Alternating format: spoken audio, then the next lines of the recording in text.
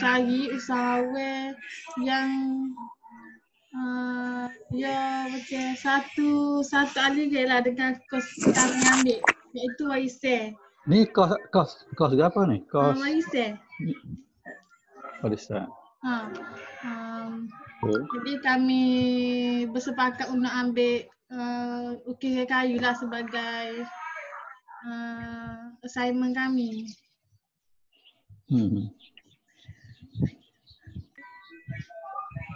Okey. Kami masuk dalam kami punya assignment. Okey. Okey. Yes. Kami tahu nama cik lebih detail macam nama penuh.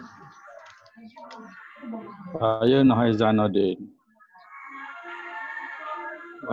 Nurhaiza bin Nordin.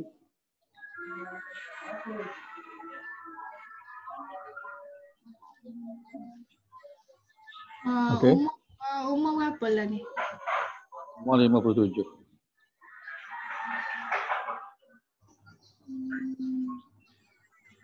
Bila lagi start apa ni? Bergiat dalam ukiran kayu. Saya bermula pada tahun 1984. Lama dah. Masa tu ya gana rasa minat ke memang belajar ambil ukiran kayu? Kebetulan di Pekan Keperaja ni dia memang tempat ramai pengukir lah. Dan ada satu istana lama di sebelah sungai Keperaja, Sungai Besut tu ada satu istana lama yang penuh dengan ukiran kayu. Jadi masa tu dan kebetulan pula sekitar Keperaja tu di Lalu Lintas ada satu bengkel ukiran kayu nama dia Wan Pok ataupun Wan Su, dua beranak Wan Su, dan di sebelah sebelah utara sebelah Kuala Besut tu ada satu bengkel juga, bengkel pakatan jurulukir. Jadi masa tu saya dipengaruhi oleh suasana ukiran lah.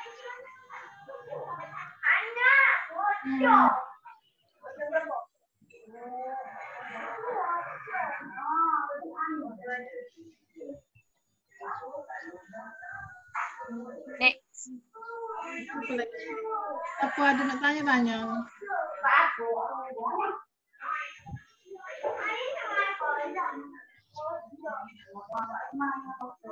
Ada soalan lain?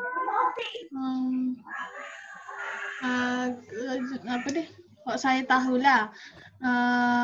Abang Jalan ni buka tempat belajar ukiran.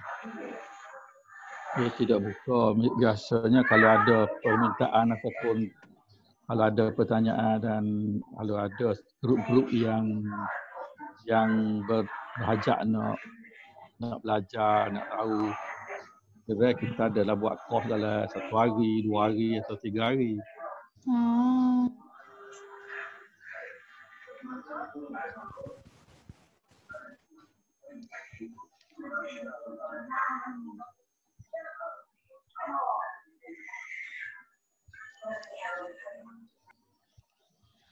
Saya pernah tengoklah dalam grup WhatsApp family dia ada hantar gambar apa ni? Berjatiman Negara.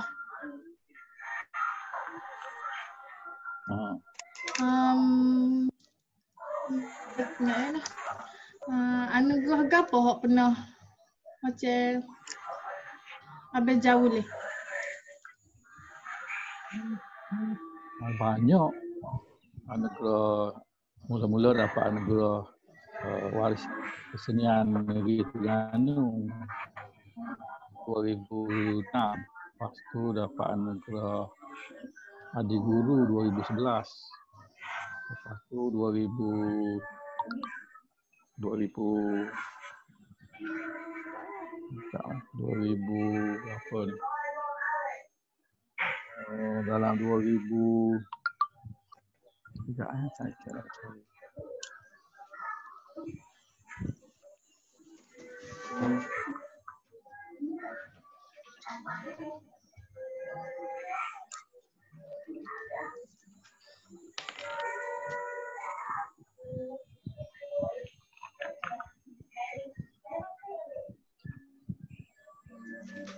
Sekejap ya. Okey, okey. Okay.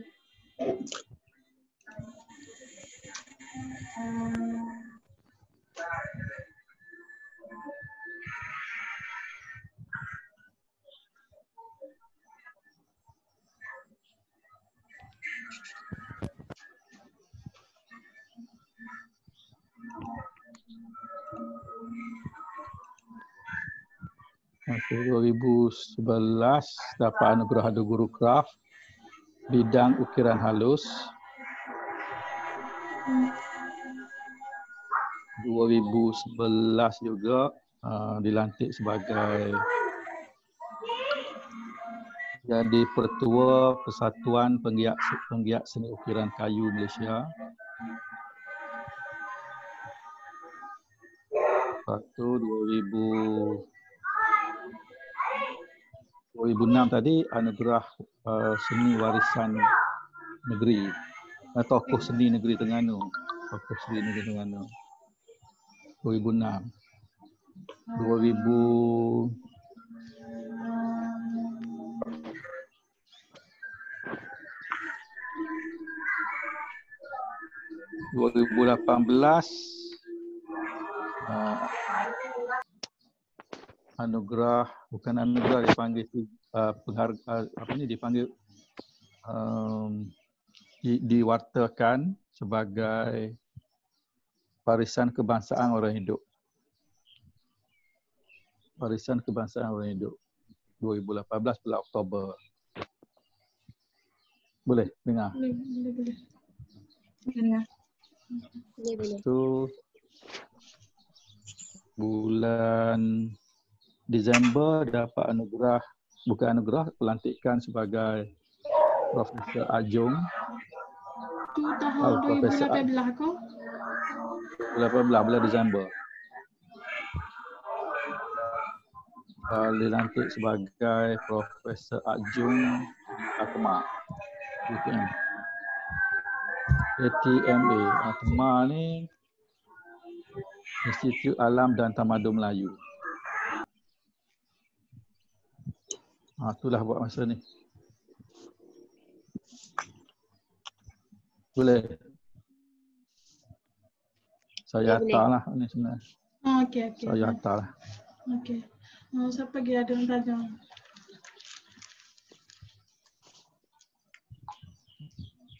Cik nak tanya,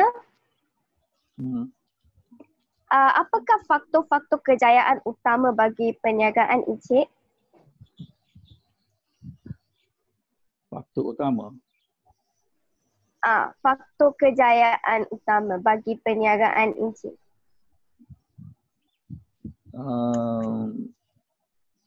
Kejayaan tu dia ada, sebenarnya seni ukir ni di satu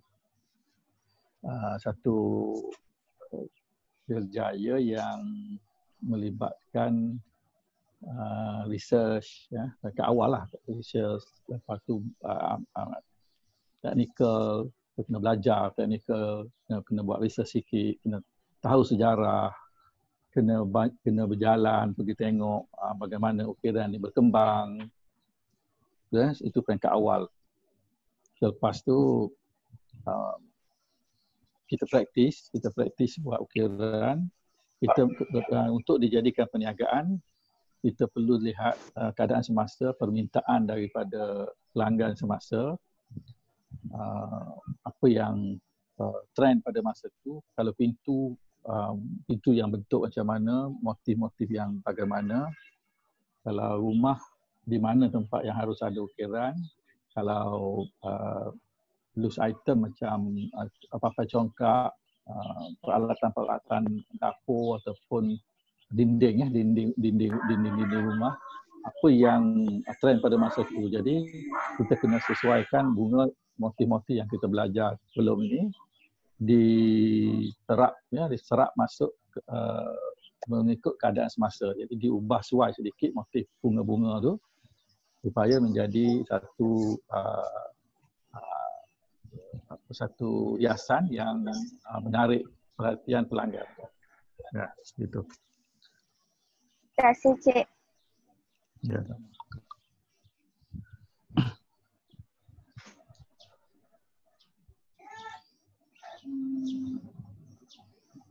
Lagi? Seterusnya, saya nak tanya sikit. Okey.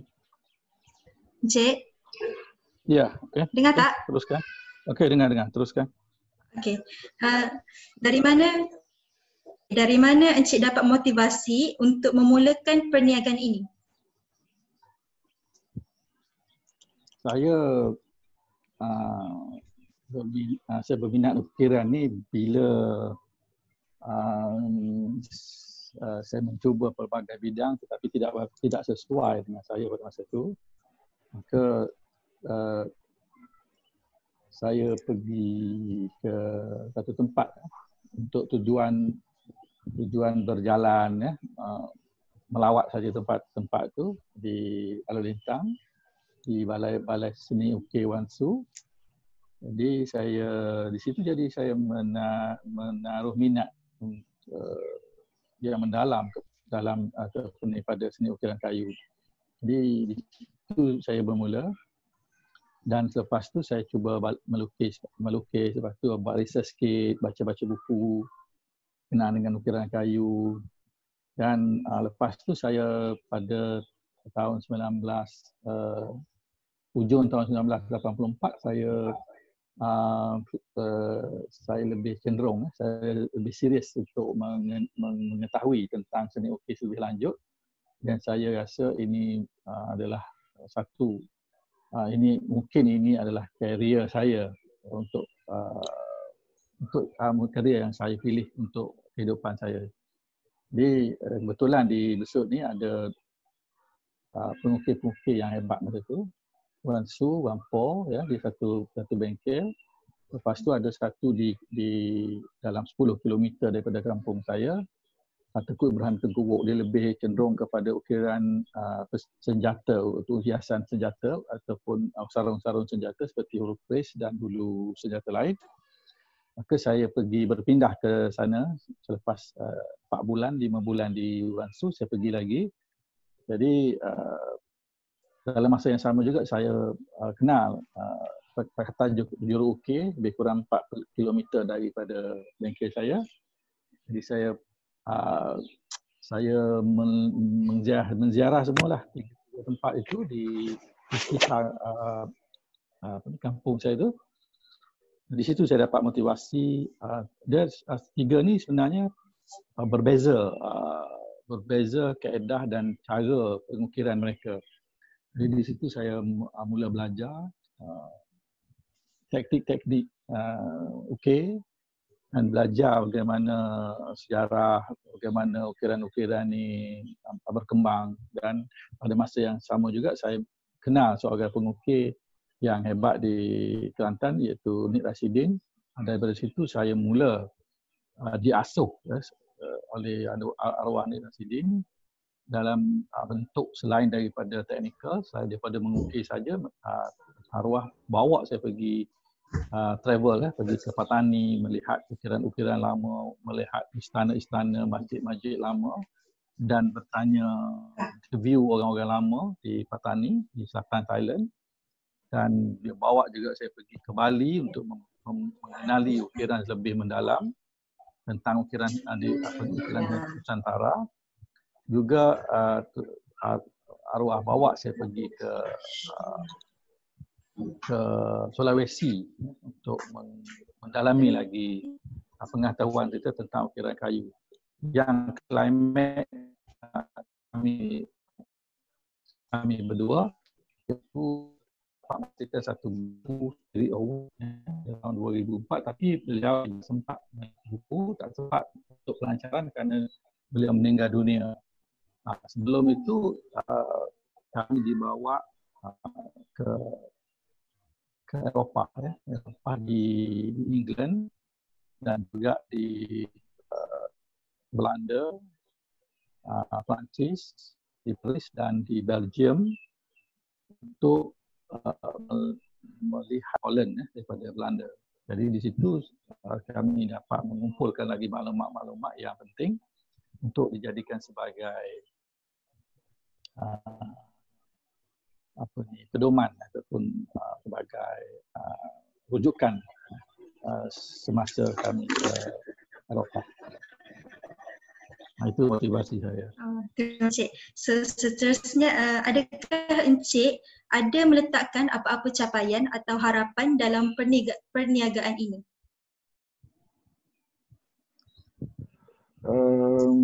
Saya tidak lebih kepada perniagaan, tetapi saya lebih kepada penguatan ukiran yang menggambarkan, yang menerapkan nilai-nilai seni orang-orang Melayu pada zaman dulu, sekaligus dia menjadi satu bisnes.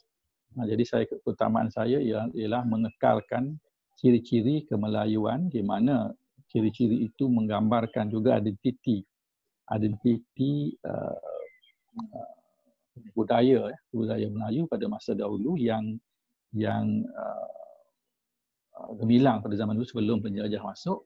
Selepas tu hilang, yang dibawa, dirampas ke Eropah, dan kita hilang, tidak ada apa-apa lagi yang tinggal, cuma sedikit kemahiran yang masih dipegang oleh tukang-tukang ukir pada zaman dulu, yang diperturunkan kepada anak cucu sampai sekarang. Jadi semasa kemerdekaan dan selepas kemerdekaan, sebenarnya ilmu seni ukiran kayu ini telah hampir pupus. Tetapi kebetulan ada seorang guru saya juga, arwah Latif Long, yang ayahandanya dan datuknya ada sedikit ilmu itu untuk diperturunkan kepada beliau, dan daripada beliau lah ilmu-ilmu pertukangan ukiran kayu itu dicabarkan sampai kepada saya dan bukti yang ada sekarang. Jadi utamanya ialah mengekalkan warisan seni itu sendiri. Jadi betulan kerana ukiran itu cantik, kerana ukiran itu boleh dijadikan sebagai commercial value, jadi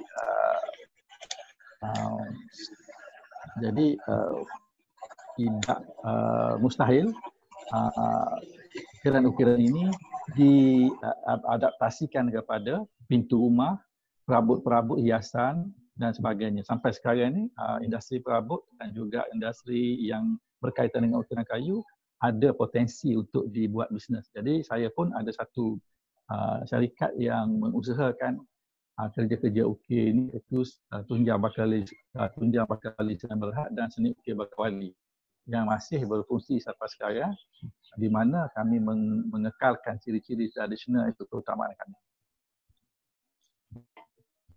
Terima kasih. Seterusnya soalan daripada Ai.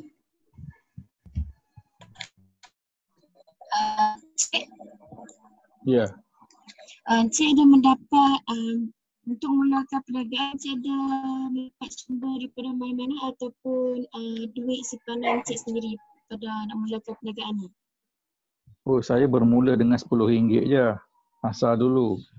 Pada tahun 90 dulu, saya mula dengan RM10 beli kayu, buat ukiran, jual RM50, buat modal, guna RM20, dapat modal RM30 lagi beli kayu, dan seterusnya sampai sekarang. Jadi bila bisnes itu sudah berkembang, maka adalah bila nak ada projek dah nampak besar sangat, kita kekurangan keuangan, maka kita buat itulah dengan bank, buat pinjaman dengan bank dan sebagainya lah.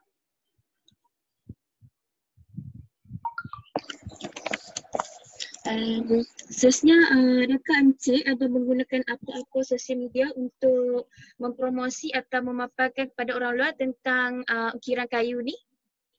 Oh tidak, itu berlaku apabila kita ada Kraft Tangan Malaysia di bawah, agensi Kraft Tangan di bawah Kementerian Pelancongan dan Warisan Pelancongan dan Warisan Melayu.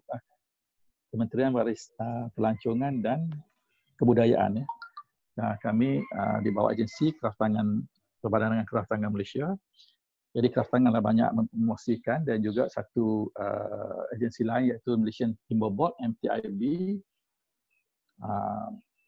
di bawah Kementerian Komoditi dan Perdagangan. Agensi-agensi itulah membantu untuk mempromosikan dan juga secara persendirianlah, tapi kami tidak ada menggunakan media lain, tidak menggunakan promosi dalam bentuk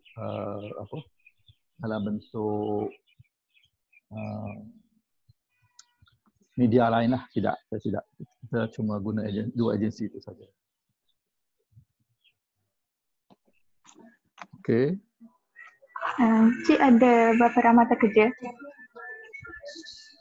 Buat masa sekarang kita ada dalam 10 orang pekerja dan pekerja tetap, dan 3 orang kerja. Bila ada kerja banyak, dia orang datang untuk bantu.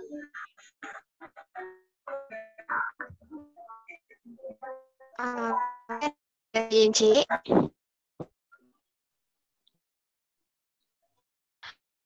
Cik ada soal pemurnian dulu.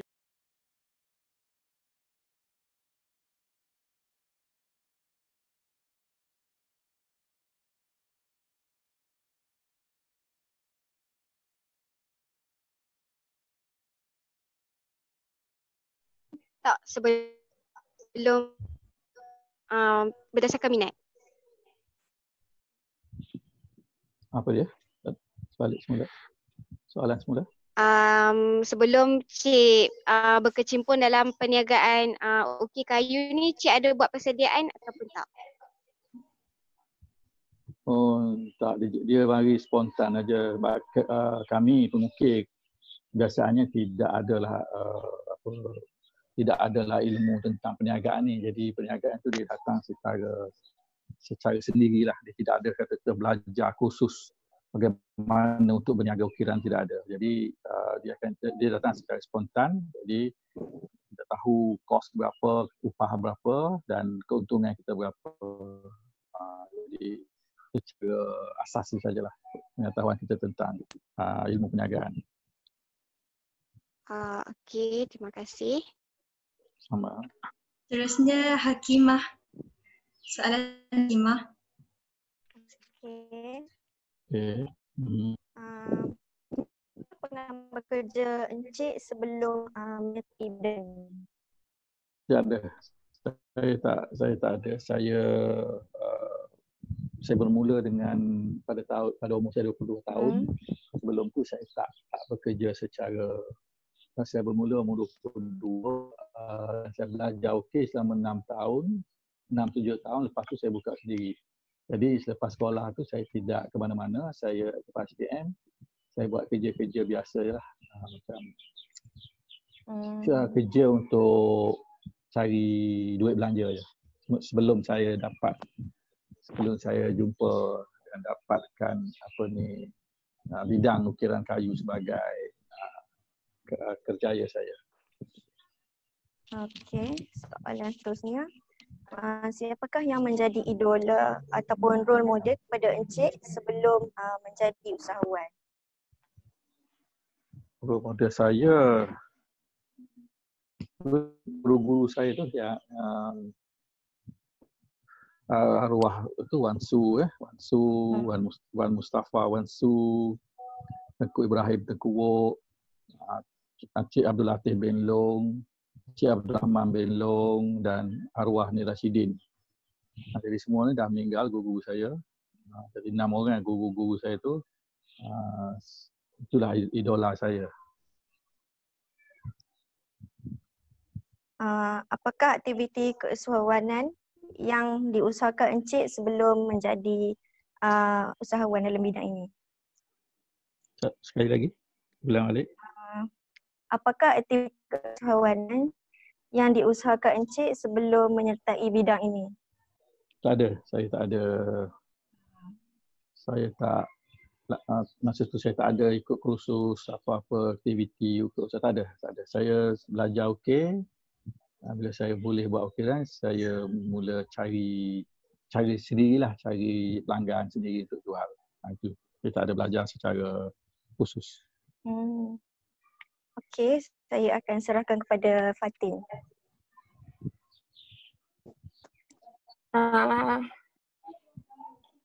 Dari umur berapa ke Encik minat dalam seni ukir? Hello. Ya, saya minat tu daripada sekolah lagi. Tapi masa tu bukan minat, kita cuma suka tengok ukiran. Kebetulan di Kampung Raja tu ada satu istana lama dibuat daripada kayu yang penuh dengan ukiran kayu. Jadi bila saya lewat di istana tu, saya tertarik dengan ukiran-ukiran yang ada. Masa tu saya masih bersekolah, masa kita jalan nak pergi ke sungai, nak mandi sungai tu, selalu terpandang ukiran yang ada di istana tu. Jadi kita dah simpan dalam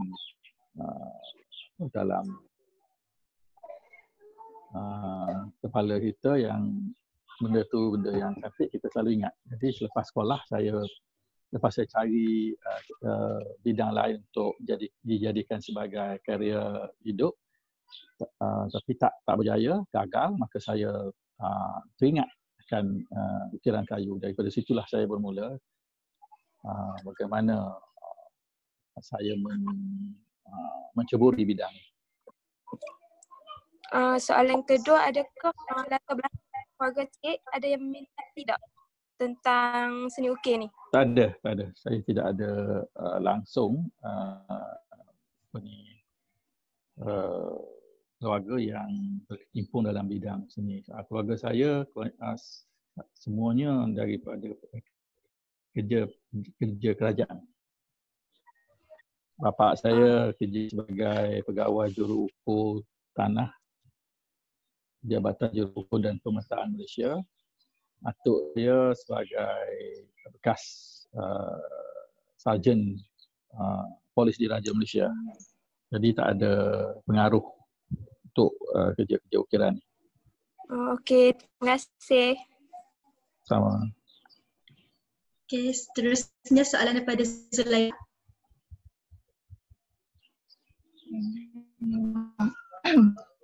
Okey, faktor yang mendorong Cik dalam kepada pembentukan perniagaan ni? Faktor yang mendorong kepada Cik yang teruskan perniagaan ni dalam pembentukan perniagaan ni. Seperti saya sebut tadi, dia dorongan tu tak ada. Cuma bila saya menghasilkan satu-satu karya ukiran tu, dia selalunya kebiasaannya ukiran tu akan jadi nampak cantik, nampak hiasan yang cantik dan menarik perhatian orang. Jadi dalam masa yang sama, pelanggan tu akan lahir dengan sendiri, di mana selepas dia tengok dia beli. Di situlah mulanya orang buat tawar-menawar dengan saya untuk membeli ukiran tu, kerana ukiran tu sendiri dia nampak cantik dan menarik perhatian orang. Jadi itu faktor dia lah. Tidak ada macam buka kedai, kita pergi buka pasar jual, tak ada. Dia orang mari tu orang dah mula tertarik dengan ukiran tu sendiri.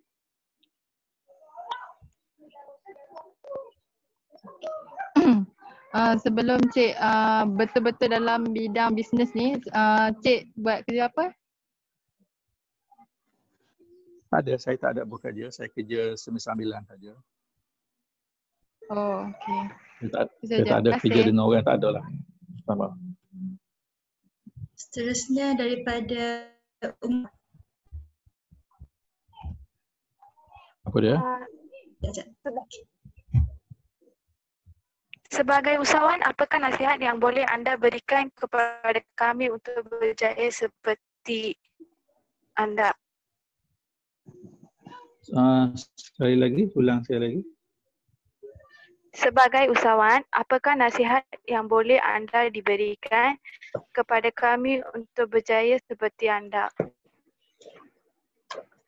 Oh, satu seperti usahawan-usahawan lain, satu kena rajin, kena minat dalam bidang tu, kita ceburi, kena ikut disiplin yang betul, mengutamakan tempoh perjanjian dengan pelanggan bila ada tempahan dan memastikan kualiti yang bagus setiap masa, dan kena ada QC QC untuk memastikan ukiran ataupun produk kita selalu berkualiti, dan pelanggan akan datang balik untuk membeli, mengambil barang kita secara berterusan. Ya. Okay, Terima kasih. Sama. Mungkin Ilya Maisara line slow ke? Ilya. Ya. Ya, okay, boleh teruskan dengan soalan Ilya. Target utama Encik dalam penjualan seni ukiran kayu. Target utama. Dia kalau dalam bisnes ialah semua orang nak dapatkan kerja yang besar, dapatkan jualan yang laris dan sebagainya. Target saya ataupun mengikut pandangan peribadi saya lah, saya nak menggariskan ataupun meletakkan satu bidang ukiran ini menjadi satu hub atau satu industri yang besar, dapat setanding dengan produk-produk ukiran yang berada di luar negeri luar negara seperti Indonesia, Vietnam dan Thailand. Jadi kalau kita dapat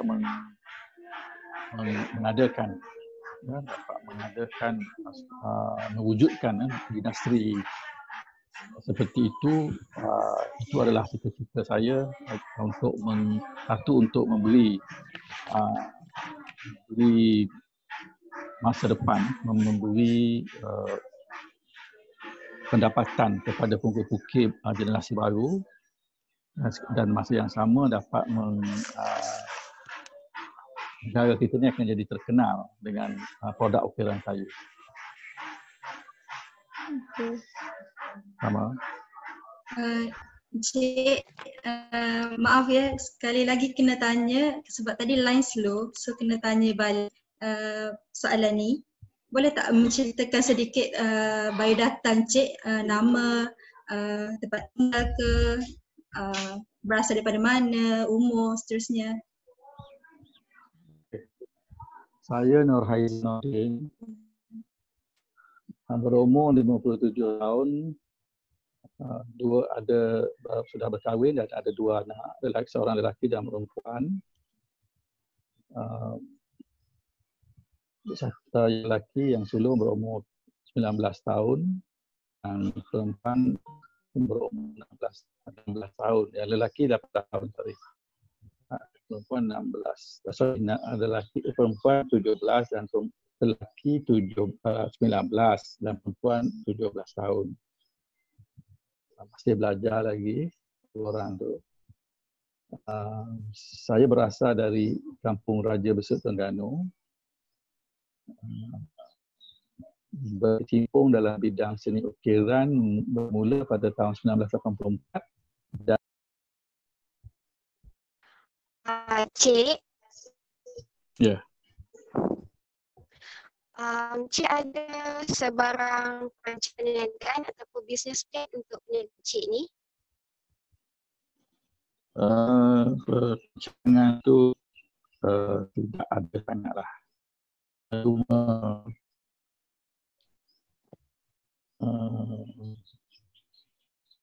saya cita-cita tinggi sangat perniagaan dalam bidang seni ukir. Sebab seni ukir ni dia satu bidang yang bukan, satu produk yang bukan produk mereka ada duit lebih.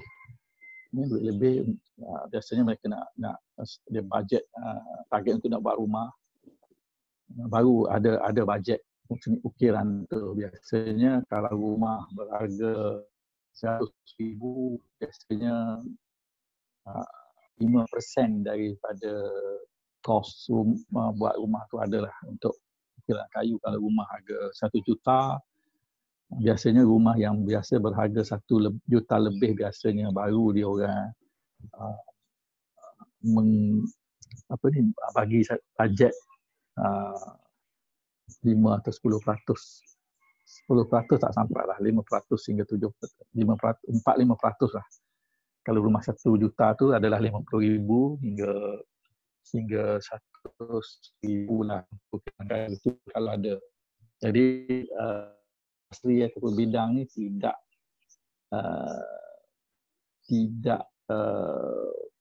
boleh memberi satu permintaan yang tinggi lah daripada pelanggan.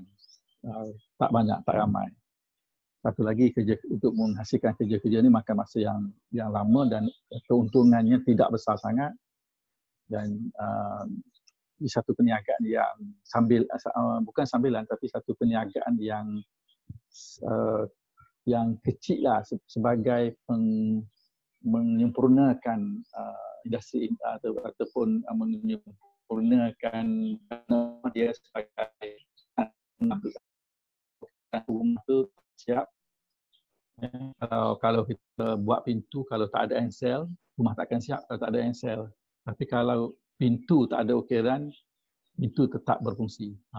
Jadi maknanya seni ukiran bidang ini tidaklah keperluan kepada masyarakat kita.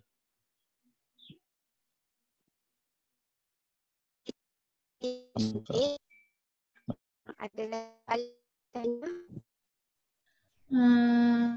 Saya nak tanya, apa nama syarikat Encik? Seni Ukir Bakawali satu, dan satu lagi Tunjang Bakawali Sanjaran Berhad. Seni ukir ni dia buat kerja-kerja tempahan, kerja-kerja besar lah, tempahan, buat masjid, buat istana, buat rumah-rumah, buat pintu. Itu seni ukir Bakawali. Seni ukir Bakawali ni didaftarkan pada 1990 dan Tunjang Bakawali ini didaftarkan pada 2004. Dia Tunjang Bakawali ini banyak menghasilkan produk ready made yang dah siap. Contohnya kita buat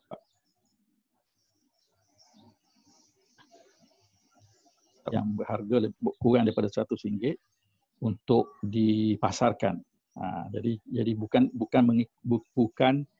hanya menerima tempahan, tetapi kita buat dan kita jadikan dia sebagai, kita jual secara runcit.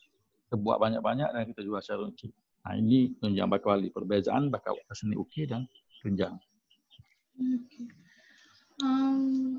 Tadi lain selalu, jadi berapa ramai pekerja cik? Sebab saya tak dengar lain selalu. 10 orang yang tetap dan 5 orang part time.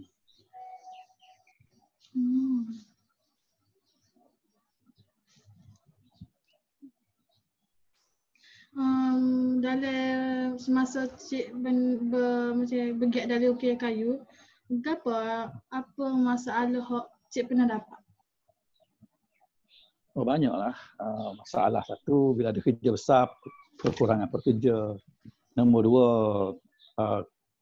2, kaedah pembayaran. Kadang-kadang dia orang buat tak bayar, tidak mengikut perjanjian yang betul. Kadang-kadang kita ni sub, kadang-kadang kita sub dengan kontraktor. Bila kontraktor tu tak dapat kerja ataupun kontraktor tu dah kena terminate kena terminate oleh kerajaan. Jadi dia bagi dan kita tak dapat bayaran. Jadi banyaklah masalah-masalah yang berlaku.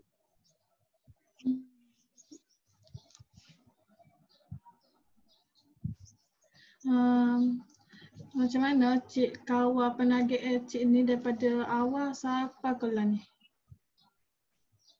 Macam mesti ada penagih macam tak stabil gini-gini. Bagaimana cik boleh handle sampai ke ini? Tak stabil tu memang tak stabil. Boleh handle tu kerana kalau kita berhenti pun kita tak boleh nak buat gaul. Kalau kita berhenti kan paksa teruskan jugalah. Kayuh jugalah kata nak perahu, pakai nak terjun kayuh jugalah. Kalau air bocor pun, kalau perahu tu bocor, buanglah air dalam perahu tu.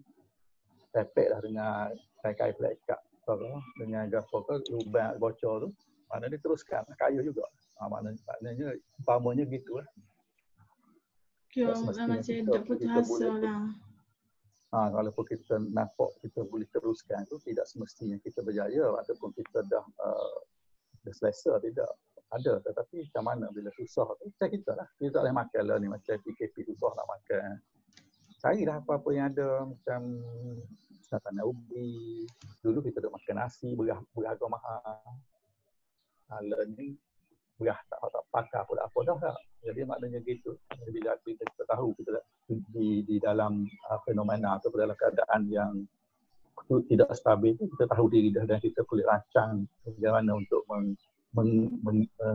mengurangkan kos-kos yang tidak perlu. Dan maknanya kena teruskan juga. Kerja ukir kayu ni kita banyak guna kos sangat, cuma beli bahan kayu dan tenaga kita. Kos kayu dan dalam 80, 70, 80% kerja tu dibuat oleh tangan. Jadi tidak serupa dengan nak buat roti. Kena ada mesin, kalau tak ada mesin tak boleh nak buat roti. Ada. Jadi kalau menggunakan mesin, kalau mesin kita dah tak berjalan, rosak dan sebagainya, pergerakan kerja tu sudah berhenti. Tapi kalau ukiran ni tak apa, sebab kita menggunakan tenaga manusia, jadi kita boleh buat secara manual. Sebab kita memang buat dengan manual tu, banyak peratus manual. Jadi tidak ada masalah sangat. Cumanya bila keadaan terdesak gini, pelanggan kita pun tak ada duit juga. Dia pun tak ada kerja, dia pun tak ada bisnes. Macam mana dia nak beli ni? Itu masalah. Nak buat boleh tapi orang tak akan beli. Orang tengok benda ni kan bukan keperluan. Dia orang lebih baik jaga-jaga, simpan duit dan beli barang-barang perlu saja. Jadi mana bisnes kita tak akan jadi terkesan lah.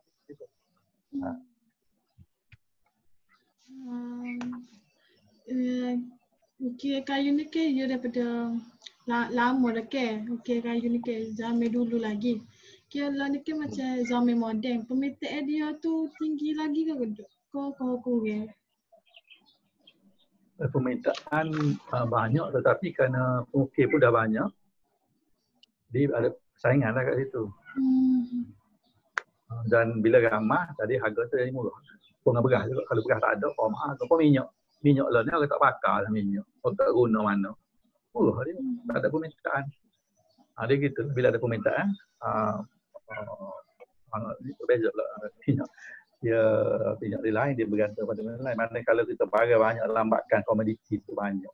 Beras tu banyak. Jadi harga tu tak mahal. Kalau ikan, kita tengok pasar banyak, tambung. Jadi murah ikan tu. Tapi kalau ikan tak ada, pasar kena beli harga mahal. Gitu juga okey lah. Jadi bila ni dia jadi gitu lah. Sana dia tu.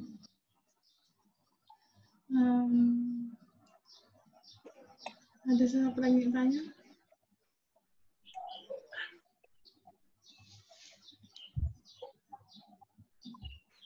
Ada soalan?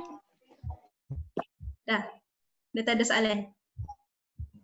Okey, Cik Iza, terima kasih di atas semua perkongsian ini. Terima kasih, jutaan terima kasih daripada kami semua. Terima kasih. Itu je lah. Terima kasih. Terima kasih. Terima kasih. Sama-sama. Assalamualaikum. Terima kasih, Cik. Salam.